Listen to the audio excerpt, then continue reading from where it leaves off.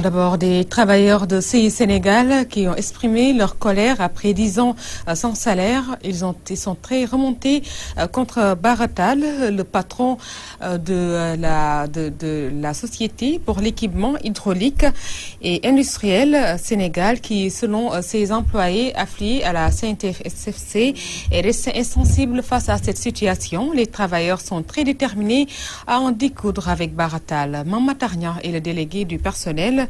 Nous aurons peut-être l'occasion de suivre ses propos avant la fin de cette édition. Destruction des maisons à Fatick, les propriétaires indexent la mairie qui de son côté parle d'occupation irrégulière et les victimes qui ont passé la nuit à la Belle Étoile interpellent les autorités. Dans cette correspondance de Amadou Limbaye.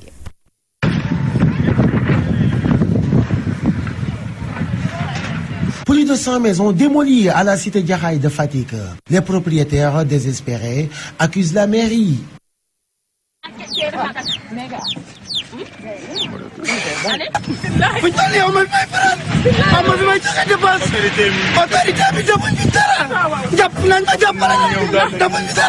Il y a des gens pour qui on a détruit leur maison, mais ils ne sont pas encore au courant.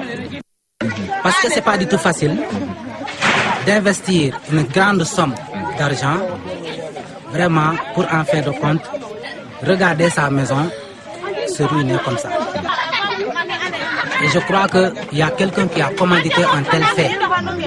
Et je pense que c'est monsieur le maire. Des accusations balayées d'un revers de main par les autorités municipales qui parlent d'occupation irrégulière. En fait, on a reçu l'autorisation, en fait, on a fait un document de lotissement, ce qui a abouti à un arrêté du ministre, donc le nous autorisant à lotir le site. Ce qui a été fait depuis longtemps, mais malheureusement, il y a eu des occupations irrégulières. Les gens se sont spontanément donc occupés des lieux et ont commencé à construire. Nous les avons sommés. Donc depuis longtemps, nous les avons avertis, nous les avons convoqués et nous avons même discuté avec eux pour leur signifier qu'ils sont dans l'illégalité et qu'ils doivent donc céder donc les parcelles. Malheureusement, ils ont tenu tête et nous n'avons pas eu d'autre solution que de venir donc effectivement les déguerpir et de procéder à la démolition donc de cette maison qui sont sur le site. Les populations passées la nuit à la Belle Étoile interpellent le chef de l'État Macky Sall avant que l'irréparable ne se produise. Amadou Limbaye à Fatick, Walfadjri. Amadou Limbaye, élection à la Chambre des métiers ce dimanche 27 janvier. Les artisans de Kaolack contestent les personnes choisies pour diriger leur liste. Ces artisans qui évoquent un manque de concertation menacent même de boycotter le scrutin. Bayfay, le porte-parole des artisans. Nous l'écoutons toujours au micro de Amadou Limbaye. Nous ne sommes plus d'accord pour ça. La chambre de métier est pour tout le monde. Tous les artisans qui ont une carte de membre doivent bénéficier à la chambre. Nous disons non à sa nomination parce qu'il n'est pas ouvert à tous les artisans. Il ne fait que gérer une copinage avec quelques personnes pour gérer la chambre. Or, ce n'est pas comme ça qu'on gère une chambre. La chambre appartient à tous les membres qui ont eu leur carte. On devait nous laisser au moins se retrouver, le service se retrouve pour chercher le président. Nous ne sommes pas d'accord de la façon dont ils ont fait ça. C'est un grand lobby. Si persiste, nous allons contrecarrer ça avec notre manière. Nous avons un autre plan. Ouais. Ça, on le dit haut et clair. Nous faisons un appel aussi à M. le gouverneur pour qu'il puisse régler ce problème-là. Nous ne sommes pas d'accord avec ça.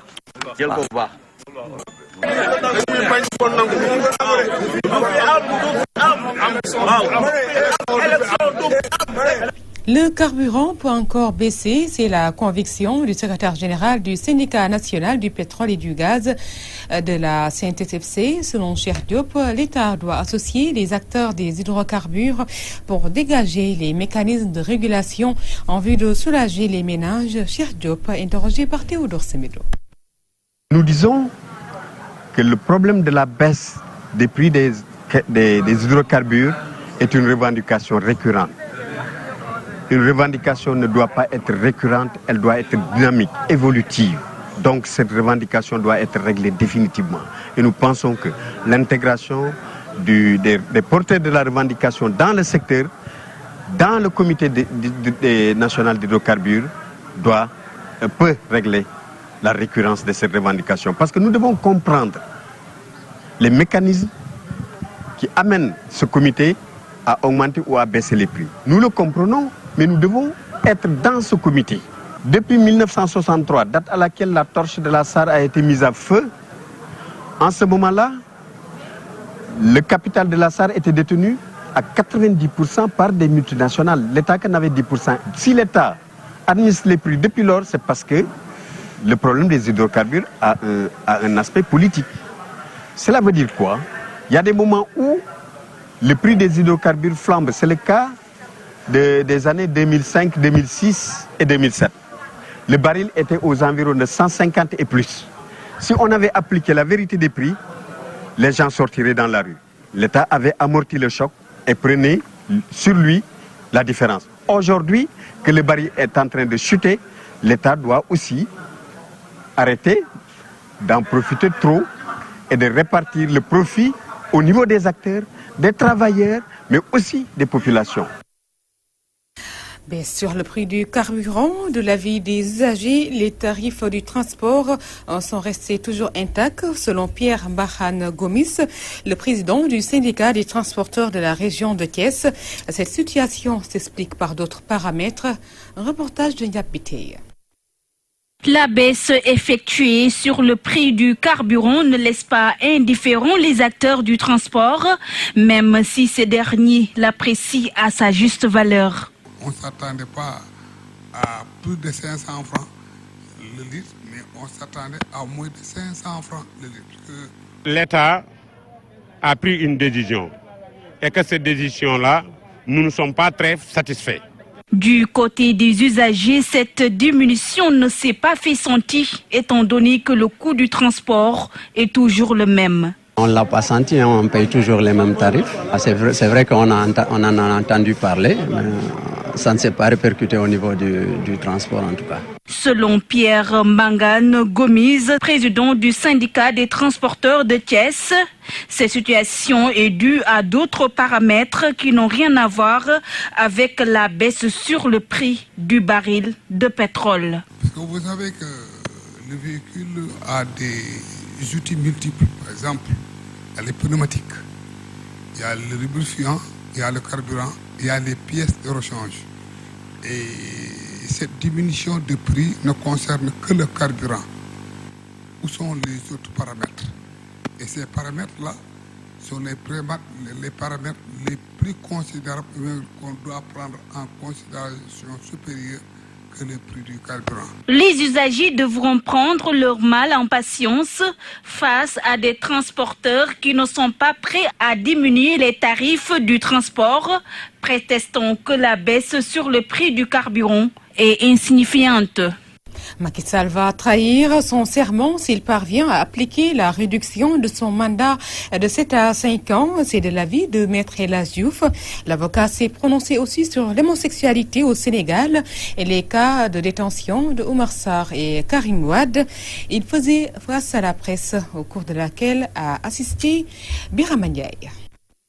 Maître El Hadji Diouf menace de porter plainte le président Macky Sall s'il parvient à appliquer la réduction de son mandat qui est de 7 à 5 ans. Pour lui, Macky Sall va trahir son serment. Il peut traduire le président Macky Sall pour haute trahison devant la justice s'il s'aventure, s'il s'abuse à diminuer son mandat. Parce que le mandat ne lui appartient point. Macky Sall ne s'est pas élu, il ne s'est pas auto-élu. Ce sont des Sénégalais qui l'ont choisi pour 7 ans. A-t-il le droit de diminuer ces 7 ans en violant la volonté populaire? Non. S'il le fait, il trahit son serment. Parce qu'il a prêté serment devant une constitution de 7 ans. Sur l'affaire de l'homosexualité, l'avocat du peuple affirme que le ministre de la Justice est leur représentant et leur défenseur au Sénégal. Oui, parce que dans ce pays, nous avons un ministre de la Justice qui est l'avocat des homosexuels. C'est lui qui les défend même en France. Et ça, je le dis, moi, je n'invente rien.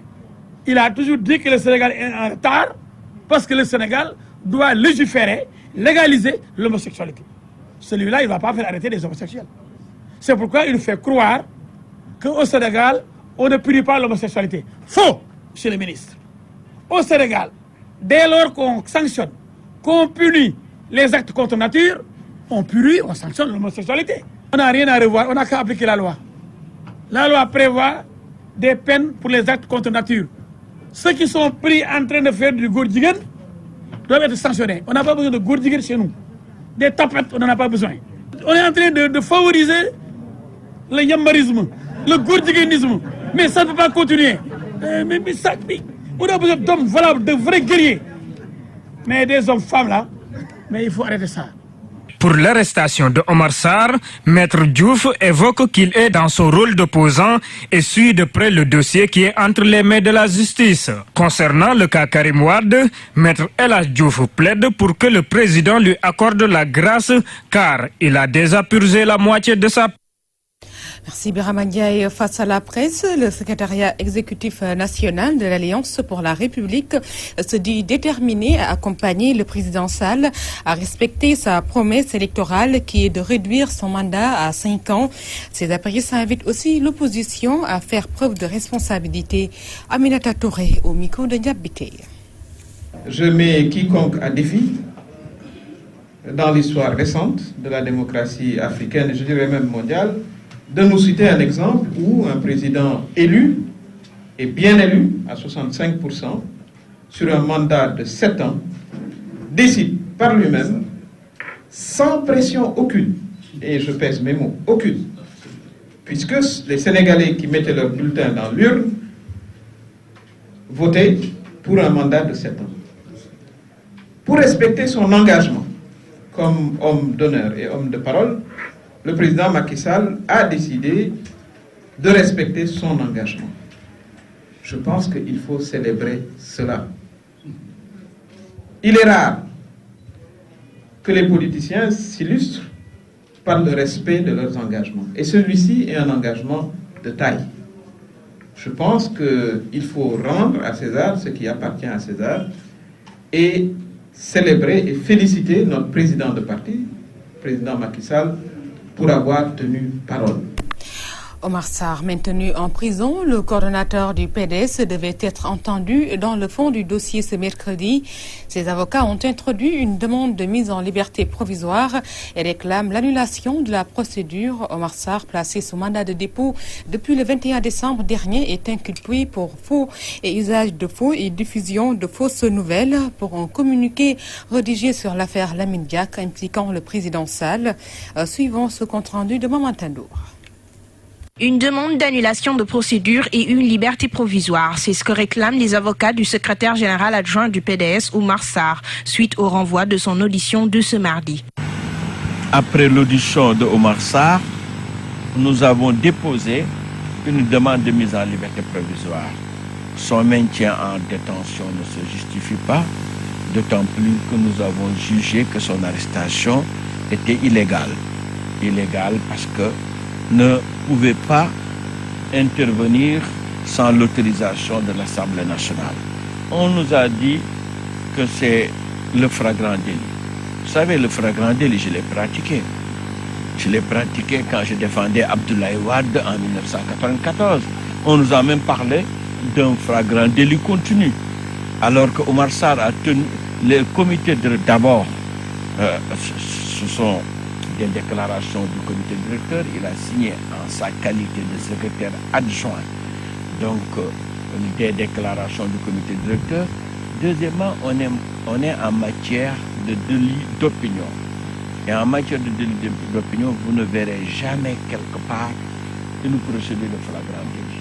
Les députés de l'opposition ont tout de même répondu à l'appel à la mobilisation pour soutenir leur camarade Omar Sarr. Le secrétaire général adjoint du PDS est arrivé au palais de justice vers 12h30 dans une voiture pick-up roulant en trombe sous l'acclamation des militants venus en masse. Maman Tandour, passons maintenant au reportage sur les couples mixtes. Un mariage écrit noir sur blanc, mais qui ne renvoie toujours pas à la sincérité. Les intérêts l'emportent sur les sentiments et les conséquences sont souvent dramatiques dans certains couples mal assortis. Un reportage à Mour de Tchernodaf. Les mariages mixtes entre couples d'âge très différents font foison sur la petite côte. Le constat avec ce micro-trottoir. Oui, on en fait le constat. Bon, on dirait que c'est une tendance à Mour, plus précisément à Saly. Oui, bon. Non, c'est des mensonges. Moi, je ne crois pas à ça. Je ne crois pas que l'homme n'a pas d'âge. Parce que Seydou qui a une vingtaine ne peut pas se marier avec une vieille blanche qui a plus de 80 ans. C'est pas normal, qui est plus vieille que ma maman. De toute façon, tout le monde a fait le constat. C'est-à-dire, on constate que de plus en plus, ça s'accentue. Parce que je vis au Sénégal depuis tout petit, que j'aime principalement le continent africain, que je suis plus attiré par les peaux noires que les peaux blanches, et que de plus je vis ici, donc je vais pas aller me marier avec une Française et la faire venir ici alors que je vis ici moi. Sur les raisons de telles unions, certains évoquent des sentiments là où d'autres parlent surtout d'intérêt. Un jeune homme qui drague une vieille femme juste pour avoir de l'argent ou avoir des papiers. Le tourisme sexuel sur la côte, ça que dans les deux sens, que ce soit les jeunes garçons avec les vieilles dames pour pouvoir avoir une maison ou une voiture, ou l'inverse, les jeunes filles qui vont avec les vieux monsieur tout dégueulasses qui viennent sur la côte pour. Mais après, enfin moi ma femme elle a le même âge quoi, donc. Il y a l'intérêt dedans. Hein, c'est juste pour avoir des papiers ou juste pour avoir de l'argent. Et si tu as des papiers ou bien si tu as de l'argent, qu'est-ce que ça sert après? Qu'est-ce que ça sert? Je suis pas avec eux, donc je peux pas. C'est dur, je peux pas me projeter là-bas. Enfin, je vais pas parler pour eux, c'est pas bien. Mais je pense pas. Je pense que c'est plus difficile. Je pense que l'intérêt est plus économique que sentimental, oui. Bon, peut-être c'est l'argent ou peut-être les jeunes qui veulent aller en Europe. Bon, je sais pas moi, mais voilà, on dirait que c'est une tendance. C'est juste l'argent ou les papiers qui fait que les jeunes hommes draguent les femmes, tu vois, les vieilles blanches. Parce que moi j'ai vu des cas comme ça. J'en ai même vu beaucoup parce que je fréquente souvent à Saly. Je vois énormément de choses. Et même les jeunes filles aussi, tu vois, draguent les vieilles hommes juste pour avoir de l'argent ou avoir des papiers. Nos interlocuteurs n'hésitent pas non plus à mettre en avant la cupidité de certains parents qui y poussent ou encouragent leurs enfants. À cause de la conjoncture, par exemple. À cause de la conjoncture, certains parents ont tendance à pousser leurs filles, à les encourager à se marier avec des étrangers, à cause de l'argent. Parce qu'une fille ne peut pas se marier sans le consentement de ses parents. Donc la responsabilité des parents est engagée à 100%, parce que c'est les parents qui poussent les jeunes filles. Mais tous s'accordent à dire que les conséquences de telles liaisons sont souvent très fâcheuses, voire même dramatiques. Ouais, il y a beaucoup de jeunes qui se droguent. Finalement, tu te perds toi-même. Surtout les jeunes qui arrivent en Europe, dans ce but-là, ils se droguent. Des maladies qui en sortent, c'est pourquoi donc tu vois le monde, tu vois, le sida et beaucoup de trucs, tu vois, et beaucoup de maladies même qui en sortent par rapport à cela. Ça devient dangereux et ça devient pire aussi, hein, parce que bon, après aussi les conséquences, c'est que après, tu vois, c'est des mariages précoces qui ne durent pas. Les conséquences, c'est un mauvais tourisme, c'est une mauvaise, un mauvais développement à mon avis pour les jeunesses qui font ça, parce que ça va rien leur apporter de faire le gigolo ou la prostitution. C'est pas une carrière quoi. Toute mixité mise à part, il n'est pas rare de voir non plus des messieurs d'un âge très avancé en épouser de très jeunes filles de même couleur et vice-versa. À quelle fin et pour quelle raison, Dieu seul sait. D'ailleurs, comment appelle un tel phénomène? Radio-télévision Walfadjri Tchernodaf. Merci à vous, Tierno Daf. Et nous allons maintenant vous donner quelques notes de sport. Et pour parler d'abord du basket championnat national, la saison démarre ce mercredi au stadium Marius Ndiaye. Et ce sont là les hommes qui ouvrent le bal. À 18h, Mermoz Sacré Basket Club reçoit le premier Saltigué de Rufisque à 19h30. C'est au tour des dames de descendre sur la Taraflex. La ville de Dakar joue contre le BOP. Demain jeudi, la suite de cette première journée en dames et en garçons. Le comité national de gestion des courses épiques invite le gouvernement à revoir le cahier de charges de la LONASE afin qu'il puisse recevoir les 2% qui viennent du pari mutuel. Face à la presse, le président de ce CNG, Cheikh Tidiane Niang, a indiqué que le versement de cet argent va permettre à sa structure de démarrer la construction de l'hippodrome national. Écoutons-le au micro de Omar Kairé. Je dirais que c'est un blocage plutôt administratif. Le problème qui se pose, c'est que l'État sénégal avait rédigé dans un décret une affectation de 1 à 3% allouée aux courses hippiques. C'est pour développer la filière équine. Mais malheureusement, à cette époque, ils l'avaient érigé, mais ils n'avaient pas mis un arrêté d'application. Jusqu'au moment où ils ont décidé de l'appliquer. Ainsi, ils ont rédigé un arrêté d'application pour nous demander de prendre 2% des recettes du PMU. Et malheureusement, quand ils ont érigé cet arrêté, il se trouve qu'il y a un décret présidentiel qui a déterminé le cahier de charges de la LONASE. Donc la LONASE ne pouvait absolument rien faire parce qu'ils ne peuvent pas intervenir au-delà de ce décret. Voilà pourquoi on a été pénalisé pour l'obtention de ces 2%, bien que l'État ait décidé de nous donner 2%. Ainsi, nous sollicitons à l'État, bien sûr, par cette occasion, de les demander à rectifier le cahier de charges de la LONASE pour insérer les 2% des courses hippiques. Parce que cela nous pénalise en ce moment. Chaque année, nous avons un budget prévisionnel de 300 millions, mais que la LONASE donne 144 millions par année. Cela ne couvre pas nos frais, il est bien vrai. On est obligé de chercher des ressources additionnelles pour nous en sortir. Si on avait dit 2%, avec un peu d'organisation, nous pourrons même financer l'hippodrome national pour sa construction. Voilà, c'est ces notes de sport qui vont mettre en terme à cette édition.